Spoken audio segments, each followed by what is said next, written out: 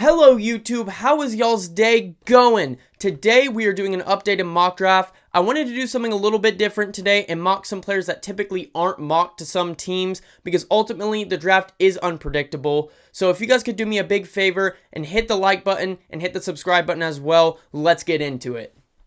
Coming in at number 1, I do have the Texans still taking Bryce Young. He is probably the best quarterback in this entire class. He's got all the traits that you could possibly need and want from a modern quarterback. So I am going to have them sticking with Bryce Young. They're probably on the top 3 of most QB needy teams at the moment. So it just seems like a very obvious pick. I don't think they switch it up from there. I am going to be doing this at least somewhat realistic. So coming down to number 2, I do have the Chicago Bears taking Will Anderson. A lot of people think Jalen Carter is a better fit, and I would probably agree. But there comes value with each position, and edge rusher is just more valuable than interior defensive lineman. Will Anderson is just a phenomenal player.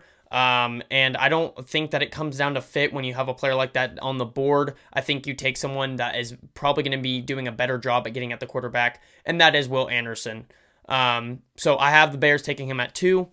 At 3, I have the Seattle Seahawks taking Jalen Carter. Either the Bears or the Seahawks really could use that interior presence to stop the run, to get some interior pressure on the quarterback. But Seattle, I think this is a really big step in the right direction. You know, they have Jordan Brooks, that's kind of their run stopper guy, but adding a guy like Jalen Carter, I really feel like will just bolster up the entire line and just really help the Seahawks get that defense heading in the right direction.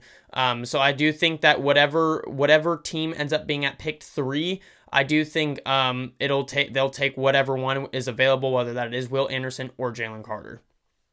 Coming down to number 4, I did something a little bit different here. I haven't had the Lions taking QB for almost all my mock drafts, but I do have them taking CJ Stroud here.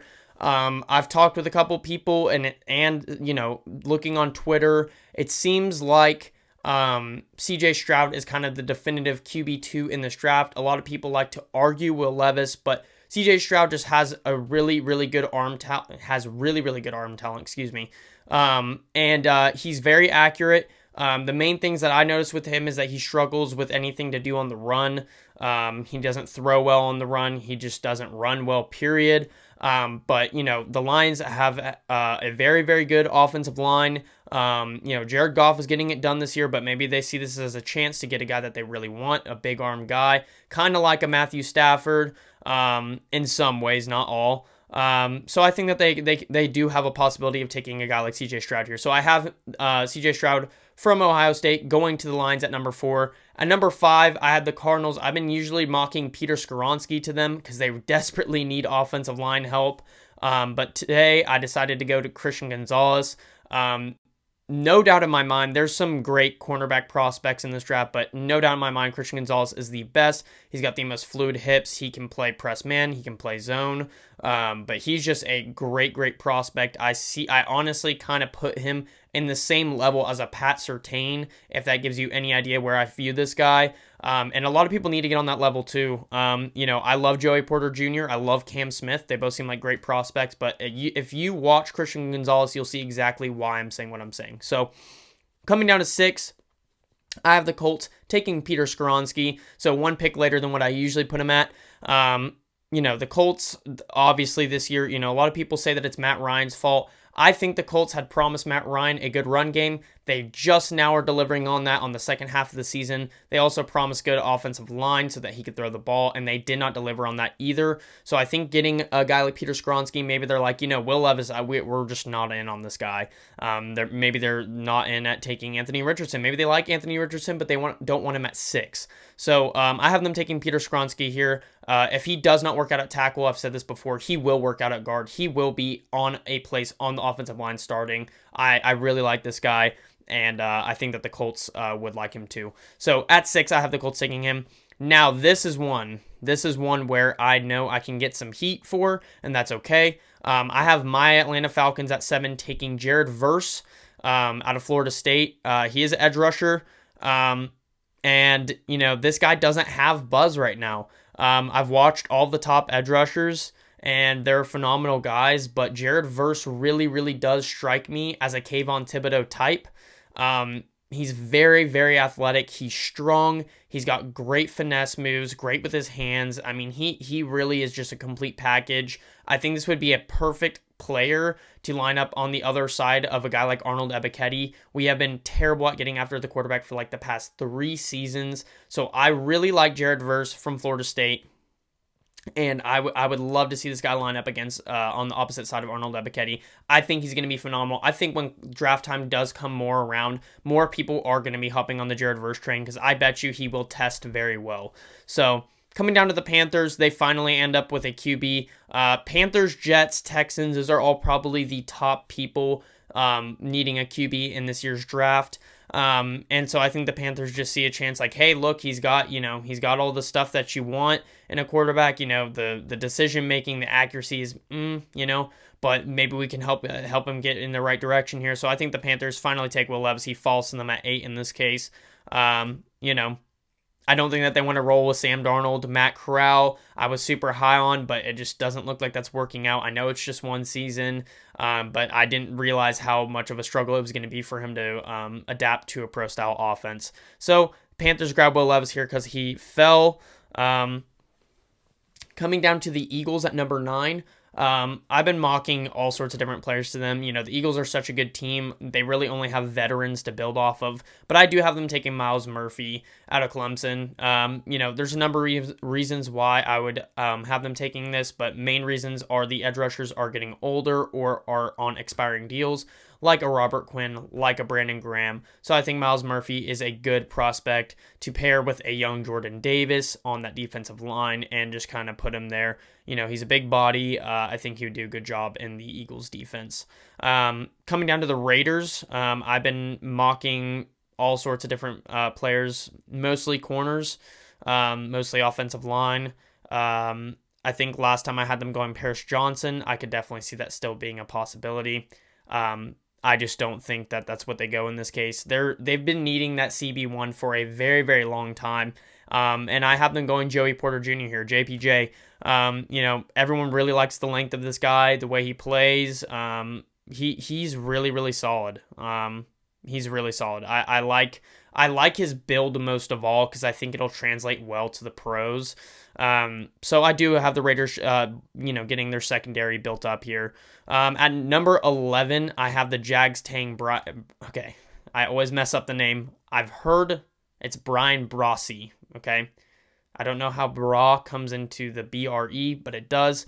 I have the Jags. I've had them taking this guy a couple times, him or Michael Mayer. So I do have the Jags taking Brian Brossi out of Clemson. Jags defense has been doing pretty well this season with addition like Trayvon Walker. Secondary could use some help for sure, but I think that they have enough to get the job done, or maybe could pick up a guy in free agency like they have so many years before.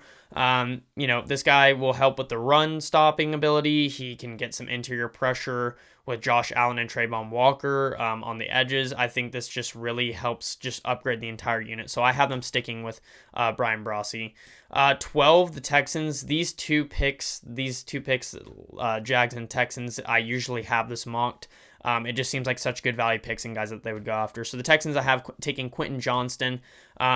Again, I will die on this hill. Quentin Johnston is undoubtedly the best wide receiver in this class. I feel like people just really like Jackson Smith-Njigba. He's made some great plays. He's very fun to watch. But if you look at the ability of Quentin Johnston, there are very, very few negatives. Maybe some low-effort plays, bad blocking every once in a while. But this guy is so talented. He reminds me of like a little bit of a skinnier Julio Jones. He can go up and get the ball. He's great at route running. He's fast. I really, really like him, so I think that the Texans pair up Bryce Young with Quentin Johnston here. Going down to 13, we have the Steelers. Steelers could use secondary. I usually mock them there, but I wanted to look at something else. Kind of same situation that the Eagles have here. Steelers are getting a little bit older at the positions. They have guys like TJ Watt and Alex Highsmith. Those guys are still, in their prime years, but then you got Cameron Hayward, and Tyree Wilson is someone that honestly I think fits in that 3-4 very well. And so I think that they stick with that right there. with the Steelers, Tyree Wilson. I think that he can play that position very well. So yeah, I have the Steelers sticking with that, doing something a little bit different this time. This one I usually do mock to the Packers. It seems like such a good player for them. But at 14, I have the Packers taking Michael Mayer. He's absolutely worth the top 15 pick. I've said that 1,000 times. And he can block. He's a good catching threat. I don't know. It's kind of a weird way of putting it, but yeah, he's a good pass threat.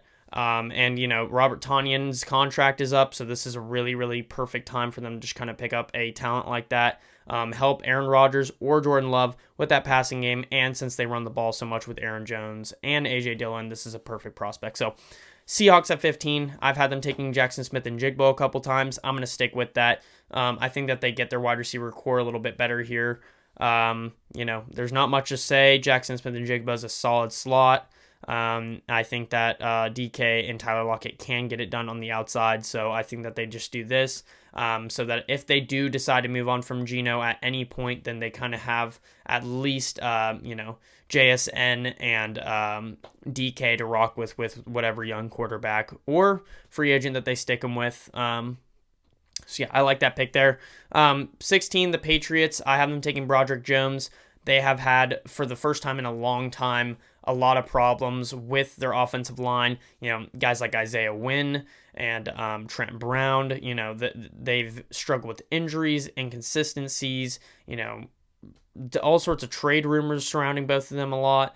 So why not replace a tackle, a Georgia tackle like Isaiah Wynn with Broderick Jones? Georgia tackles have panned out very well.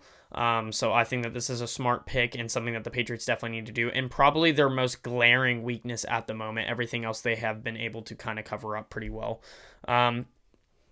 Moving on, 17, I have the Jets taking Brian Branch. I'm super high on this guy, like very, very high. Higher than a lot of people, in fact. I'm a huge fan of Brian Branch. His field view is amazing. His reaction time is amazing. There's some plays where he reacts so early that it astonishes me. It almost makes me think it's a weakness, but part of me just thinks that he probably watched just a lot of film, and so he knows what's happening.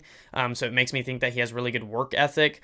I've fallen in love with Branch here, and the Jets have a lot of good pieces on defense, and I think that safety is definitely something that they can upgrade here. Whether they decide to keep Jordan Whitehead in the future years or not, but lining Branch, I think he can play. I would probably like him as a strong safety. Excuse me, but I do think he could play. I do think he could play the other safety position. So 18, the Lions. This one is never mocked to them, and honestly, I'm starting to see it. Like I saw it here, and I was like, oh wow, he's never mocked here. But honestly, this is a very realistic possibility. The Lions' run game has been really solid this year. DeAndre Swift has struggled a little bit, and I think that that's becoming more and more of a glaring weakness. Again, I'm not going to hate on my UGA boys if I don't need to. There's no hate to DeAndre Swift. I just don't think the production, the decision-making is there for them to move forward as a RB1. I would love him for them to re-sign him, keep him as that 1-2 punch, but I think that there needs to be someone that is taking the majority of the carries, like a Jamal Williams. Jamal Williams has done fantastic for them. If I'm right, I think he still leads all running backs in TDs. So the Lions pick up Bijan Robinson here. Jamal Williams' contract is up. They pick him up here at 18, which is pretty good value, considering how high sometimes he's getting mocked. And then they have a 1-2 punch with Robinson and Swift. So 19 to the Bucks. I have Paris Johnson. Again, just like the Bucks, just like the Patriots, the Bucks are struggling with the offensive line. They have Donovan Smith, who's getting really old. Paris Johnson is another one of those tackles, like Peter Skoronski, where I think if he does not work out at tackle, he can work better at guard. Paris Johnson is someone, honestly, that I probably would prefer at guard. But, nonetheless, maybe he works out at tackle. I doubt it. But the Bucks pick him up here, try to maybe get a Donovan Smith replacement. If not, they can use interior too. So I do have the Bucks taking Paris Johnson. 20, the Titans. I've seen this one get mocked. I've mocked it a couple times. Jordan Addison. It's pretty obvious pick. I'm not going to explain it too much. You move forward with a young core like Malik Willis, Treylon Burks, and Jordan Addison, and you have Derrick Henry in the backfield. It just seems like a really obvious pick. That offense could use some help as receiving weapons. So 21, the Commanders. Haven't seen this one mocked I don't think I've actually ever seen this one mocked, which is why I kind of decided to do it. These next 3 picks, I think people are going to have a big problem with. But Anthony Richardson, in my opinion, and I think this is more so because it's such a need in the league right now, Anthony Richardson is not even a first rounder. Guy's got a lot of upside, but, he lacks a lot too. But here with the Commanders, I kind of just look at it almost like a Dwayne Haskins pick. Anthony Richardson is probably a little bit better on the run, but I kind of look at it like that. They take another young QB. He's got some good rushing ability, needs some help with the accuracy, decision making. I thought that one was interesting. Heineke's going to be up. It's almost a guarantee that they're going to cut Carson Wentz at the end of this year because I think they save like a ridiculous amount. I want to say it's like $36 million or something like that. So if they don't, it's honestly just stupid. I would rather cut cut Carson Wentz and roll with like Deshaun Kaiser, 22, the Chargers, have never seen this one mocked. In fact, I don't see Jahmyr Gibbs mocked a lot in the first, and I probably agree with that, but we're doing something different. So, the Chargers are always getting mocked secondary or a wide receiver or whatever, and to me, I was looking at the stats this morning, and the Chargers are bottom 3 in attempts and bottom 3 in rushing yards this year. And while Austin Eckler is a phenomenal running back, he's better as a receiving back, and they use him more as a receiving back. So I think that they get someone here that's kind of like, honestly, their RB1, the guy that can take the majority of the carries, take it up the middle better than, a guy like Eckler, who's, I think better on the outside, and just kind of have a 1-2 punch. A lot of the people don't realize how awesome a 1-2 punch is in the league now. You look at a Tony Pollard and Ezekiel Elliott, you look at a Nick Chubb and Kareem Hunt, like those offenses are doing really well just off the run. I think adding someone like Jahmyr Gibbs, kind of a stronger running back, that can take it up the middle, and then having someone like Eckler, who's kind of, your screen pass, your, outside pass, dump off player, on top of, outside runs, it just makes a really good 1-2 punch for the Chargers. And they are a pass first team, but I think this will elevate their offense and help the pass open up a lot more. So 23, the Giants. I've been mocking the Trenton Simpson to the Giants a lot, and this time I decided to change it up. I went Cam Smith. Cam Smith is someone that honestly strikes me where he could play safety as well, but he's a very, very physical corner. Only issue I really see with him is he might be a little bit too aggressive, maybe a little bit too cocky as well, which isn't necessarily a bad thing. We kind of see that with the corner position, but I was very impressed when I watched his tape. He's probably... He's either my second or my third corner. And he's making a very strong case for a second. So I was pretty impressed when I watched some more film on him. So I have the Giants going Cam Smith. They could use secondary help desperately, especially at corner. So Ravens, I have taken Clark Phillips. This one's pretty simple. Marcus Peters is getting older. He's been getting injured pretty consistently. They have some younger guys that, play pretty well, but maybe you get a little bit more of a surefire thing here with Clark Phillips. Utah prospects, secondary prospects have worked well. You pair him with what's his name, Marcus Williams. Marcus Williams is Utah. I'm 99% sure. I'm starting to second guess that now. I think he is. So you pair him with Marcus Williams. You kind of have a little bit of a Utah secondary duo there. So moving on, we have the Broncos at 25. I think I've been mostly mocking offensive line to them and edge rusher. This time, though, I'm going to have them taking Trenton Simpson. Their outside linebackers are actually really solid. We've seen some flashes from some of those guys, but, interior could be, use some help. Josie Jewell's getting older. Trent Simpson looks like a really solid prospect. So I have them filling up that interior linebacking unit a little bit more. Cowboys, I have taking Foskey. This is someone that I see as just I usually have the Cowboys taking edge. I'm going to stick with it here. This seems like a guy that takes over the Dante Fowler role. Opposite of Micah Parsons, he seems very athletic. I like him in the Cowboys scheme really well, especially if they have Dan Quinn around. So I think that they can make this work and kind of get a little bit better at that position, a little bit younger as well. The Bengals, I have taking Osiris Torrance. I did not realize how banged up the Bengals had gotten at O-line. Not terrible, but they could still use an upgrade. Mostly on the interior, their tackles are actually doing pretty solid. So I have them taking the number one guard almost undisputably in Osiris Torrance. Not almost, he is. In Osiris Torrance, upgrading that offensive line a little bit. It was a big problem for them in their Super Bowl year. It's been better this year, but it still could use some upgrades. So I have Bengals going O-line there. 28, I have the Chiefs taking someone that I think a lot of people fell in love with, not just me, from that one game, but Jalen Hyatt, is just a crazy fast, deep threat, and I think that he can work really well in the Chiefs scheme. Chiefs Juju's contract is up. McCole Hardman's contract is up, so McCole Hardman's always kind of been that speedy guy, so maybe they replace him with Jalen Hyatt. They don't want to pay him.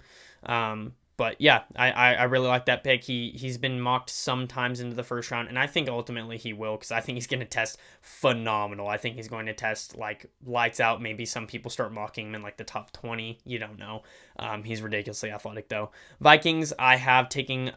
Okay, so I've heard people say Gervon and Gervon. I'm just going to start saying Gervon Dexter.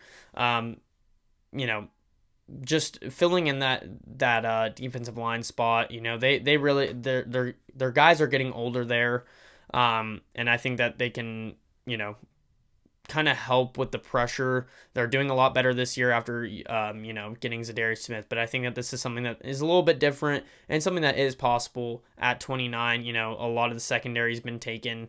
So yeah, Bills, Nolan Smith. This one I thought was a little bit interesting. Nolan Smith usually is a second round pick, but UGA defense usually rises depending on what happens, playoff time, stuff like that. But Nolan Smith is a phenomenal player.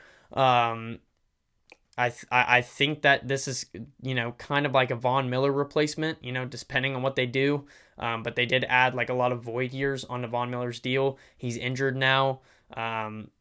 This is a younger guy, maybe they decide to add that for their defense to get a little bit better there. I think it's actually a real position, or a real opportunity. I think that's honestly a really solid pick for them. I kind of like that. And then 31, the Eagles. If you've watched anything I said, again, not going to hit on my UGA boys if I don't have to. I am not a fan of Ringo at all. You can see I've listed him as a DB instead of a corner, because I think he'll probably work out better as a safety. He could work out at corner, but he's so overrated and he's placed so high in so many drafts, and I just don't see it match up. He gets beat. He makes a good play every once in a while, but he's very stiff. Which is something that you don't want to see, especially for a first-round corner.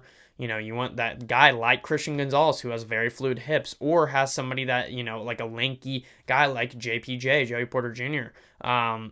So I kind of like him, as a safety. The Eagles could use safety. They could probably use a little bit DB too. Darius Slay, James Bradbury, older guys. So, if he works out at corner for them, that's great. But if not, I think he could work out at safety. So I thought that was a little bit something different and something that was out of my comfort zone. So I put him as the last pick in the draft. And then obviously the Dolphins have their pick forfeited. So guys, that is going to be it for me. If you guys can do me a big favor, I'm going to ask again. We're very, very small channel. Hit that subscribe button for me. It'd mean a lot. And I hope you guys enjoyed. Stay safe and God bless.